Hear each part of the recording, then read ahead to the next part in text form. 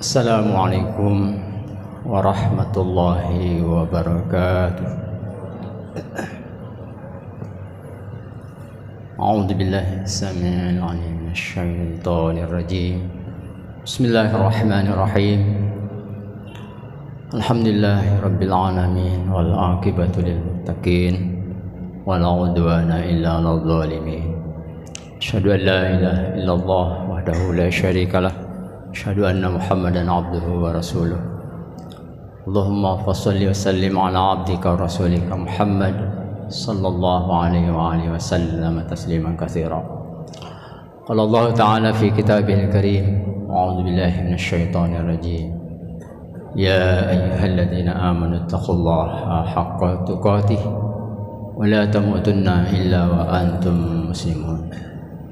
وقال أيضا يا أيها الذين آمنوا اتقوا الله وقولوا قولا سديدا يصلح لكم أعمالكم ويغفر لكم ذنوبكم ومن يطع الله ورسوله قد فاز فوزا عظيما. أما بعد سبحانك لا علم لنا إلا ما علمتنا إنك أنت العليم الحكيم لا حول ولا قوة إلا بالله العلي العظيم. اللهم اشرح لي صدري ويسر لي أمري wahlul 'uqdatam min lisani yafqahu qawli. Radina billahi rabba bil islami dina Muhammadin sallallahu alaihi wa sallam taslima. Biya wa rasulah. Wa ba'd.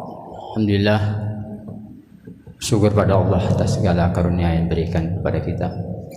Allah masih karuniakan kita nikmat iman Islam, nikmat kesehatan serta kesempatan, nikmat masih merasakan lezatnya beribadah, nikmatnya menjalankan ibadah Ramadan tahun ini. Mudah-mudahan Allah senantiasa memberikan kita keistiqomahan.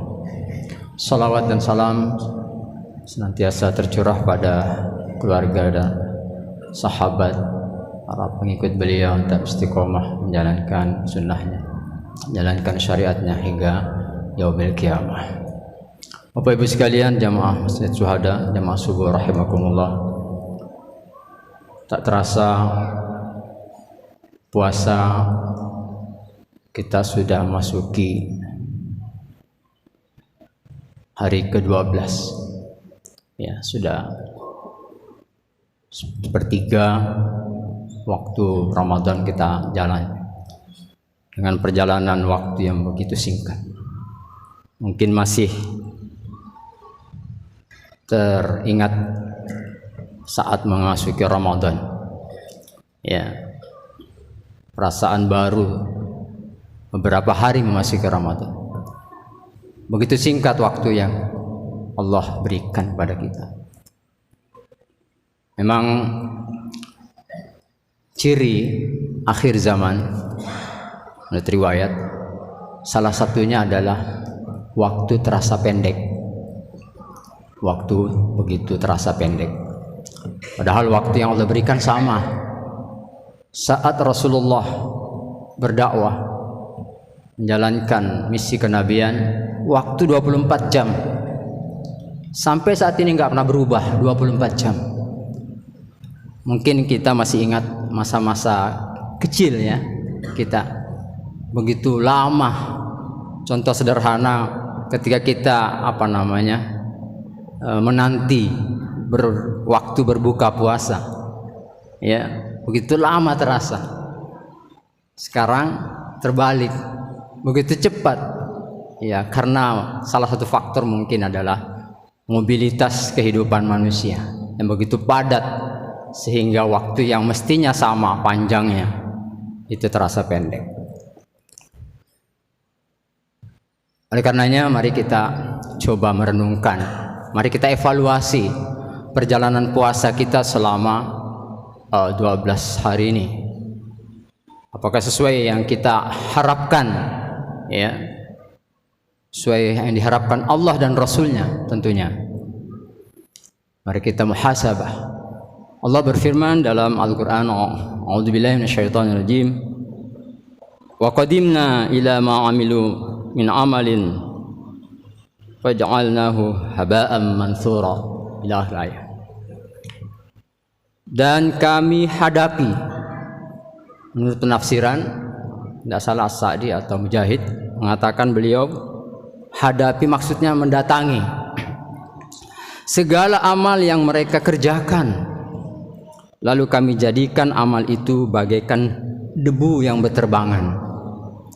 Surah ke-25, surah Al-Furqan ayat 23. Dalam kitab Ibnu Tafsir, kitab Tafsir Ibnu Katsir, itu menjelaskan tentang kondisi kaum musyrikin yang menganggap amalnya itu diterima oleh Allah Subhanahu wa taala. Tapi ternyata tidak dianggap, tidak dinilai oleh Allah Subhanahu wa taala karena perbuatan mereka yang menyimpang, ya, yaitu mensyariatkan Allah Subhanahu wa taala. Sehingga digambarkan amalan mereka seperti debu, tidak ada artinya, tidak ada manfaatnya. Nah, bagaimana dengan kita jamaah sekalian rahimakumullah? Puasa yang kita jalani apakah sesuai yang kita harapkan? Sudah dikehendaki oleh Allah? Paling tidak sudahkah kita niatkan? Ya, sudahkah kita niatkan dari awal? Jangan sampai sudah 12 hari ternyata kita belum berniat. Ya, tidak dianggap. Ya, kalau kita lihat jamaah rahimakumullah, amalan itu ada 3 macam atau beberapa macam, ya. Ada amalan ibadah secara lahiriah, itu ibadah mahdhah, seperti puasa, zakat, haji, sholat dan lain sebagainya.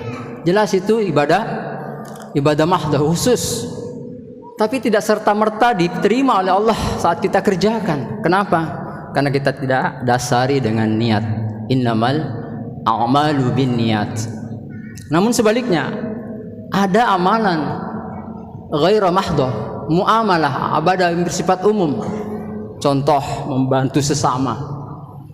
Ya. Ibadah umum ghairu mahdhah, muamalah kita kepada sesama. Tapi karena kita niatkan kepada Allah atas dasar menghadap wajah, ya, ridha Allah Subhanahu wa taala, maka dia bernilai ibadah.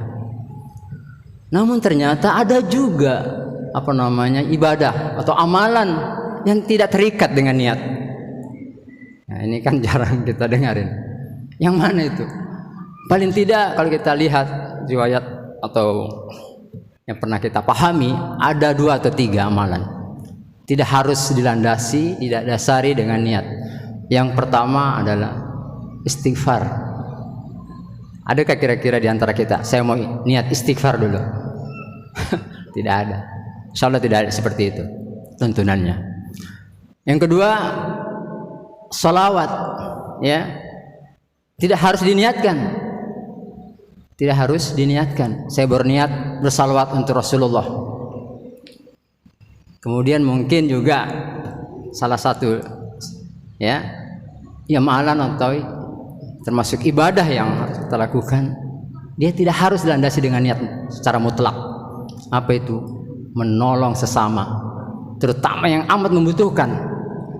Bukankah kita pernah mendengar cerita riwayat seorang perempuan, ya, yang hidupnya bergelimang dengan maksiat atau dengan kata lain melakukan hal-hal yang dilarang oleh Allah Subhanahu wa taala. Ya, istilahnya ada wanita tunasusila. Ya.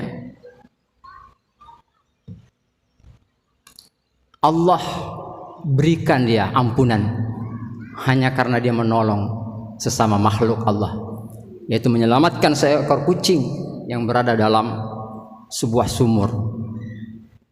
Ya, mungkin karena nuraninya, dia tentunya tidak berniat, ya, kemungkinan besar tidak berniat kepada Allah untuk menolong itu. Tapi karena perilakunya tadi menyelamatkan sesamanya makhluk, apalagi manusia, tidak perlu saya mau niat menolong si A padahal sudah begitu amat membutuhkan. Ya mas sekalian rahimakumullah, kembali kepada niat tadi, ya, ya, ada terkait niat puasa dari beberapa pendapat, ya, pandangan dari ulama mazhab khususnya, bahwasanya menurut Imam Syafi'i niat puasa itu dilakukan setiap hari, malam atau menjelang sahur. Ya, itu pendapat yang umum. Namun ada pendapat yang lain yang memberikan alternatif, ya, jalan keluar bagi kita tadi yang lupa untuk berniat, yaitu pendapat Imam Malik yang mengatakan bahwa di samping berniat setiap harinya juga boleh, tapi nggak mutlak, sekedar menjaga berniat 1 bulan penuh dari awal. Umpamanya puasa pertama, malam pertama kita berniat, ya Allah, aku berniat puasa karenamu selama sebulan, entah 23 atau 29 atau 30 hari. Namun tentu setiap harinya, dengan catatan, dengan syarat puasa tidak ada jeda. Kalau tidak puasa beberapa hari, contoh bagi kaum wanita, puasa kelima atau 1 pekan berjalan 10 hari, ternyata dia mengalami halangan, maka harus kembali niatnya setiap hari, tidak berlaku yang 1 bulan. Namun ada juga pendapat Imam Hanafi yang mengatakan bahwa terkait puasa ini, khususnya puasa sunnah dan puasa wajib atau fardu, tidak ada perbedaan terkait dengan niat. Jamaah subuh rahimakumullah. Kemudian kita dalam bulan Ramadan ini senantiasa dianjurkan untuk senantiasa beristighfar. Ada beberapa hal atau istilah yang terkait dengan istighfar ini. Yang pertama, taubat, dan yang kedua, memberi maaf. Jadi memberi maaf, bukan meminta maaf. Ini harus dibedakan ini. Karena dalam Al-Quran itu Allah menyinggung tentang memberi maaf, bukan meminta maaf, karena tingkatannya lebih tinggi, ya. Kadang diantara kita masih bingung, ya, sulit membedakan memberi maaf dengan memohon ampun. Kalau kita lihat dari beberapa ayat atau mungkin hadis Rasulullah, itu kadang satu hal itu sama maknanya, ya, memohon ampun. Itu ada yang doa yang diajarkan Rasul, terutama di 10 terakhir.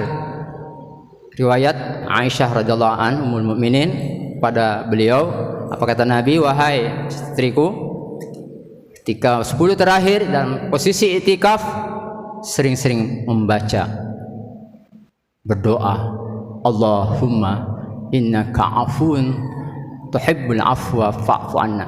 Ya Allah, Engkau sungguhnya Engkau Maha Pengampun, Engkau Maha Pemaaf, dan memaafkan orang yang mau minta maaf atau memaafkan. Apa perbedaan al-afu dengan istighfar? Kalau kita lihat dari penjelasan beberapa tafsir, ini ada perbedaan. Walaupun satu sisi sama maknanya mengampuni atau memberi ampun.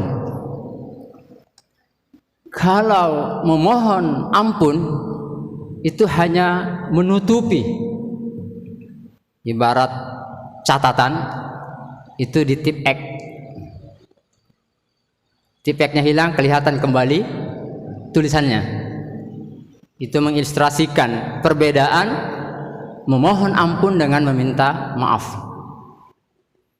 Sementara al-afu, meminta maaf, bisa juga diartikan tadi mohon ampun pada Allah Subhanahu wa taala, itu menghapus.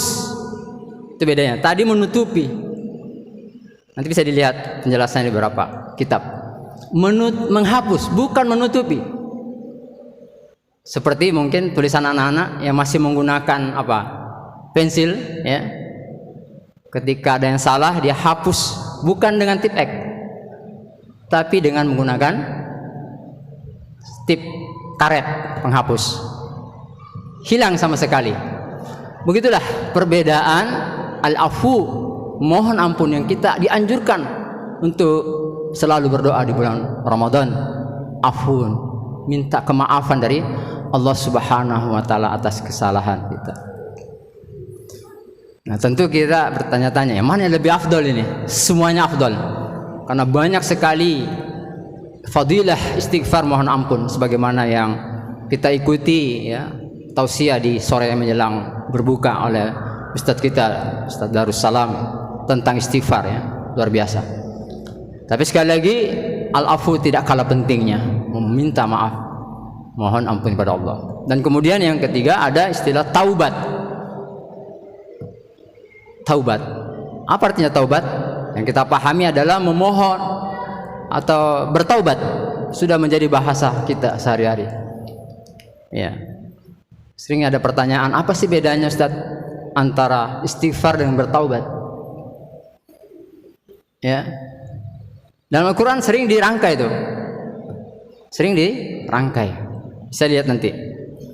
Bahkan menjadi amalan kita ya, ketika mungkin setelah sholat dan lain sebagainya, kita lafazkan itu, astaghfirullahaladzim wa atubu ilaih. Aku mohon ampun kepada Allah dan bertaubat kepadanya. Pertanyaannya, apa makna taubat? Taubat itu artinya kembali. Ar-ruju' dalam bahasa Arab. At-taubah bermakna ar-ruju', kembali. Kenapa kembali? Ketika kita berbuat maksiat, sesungguhnya kita keluar dari Allah, keluar dari jalan Allah.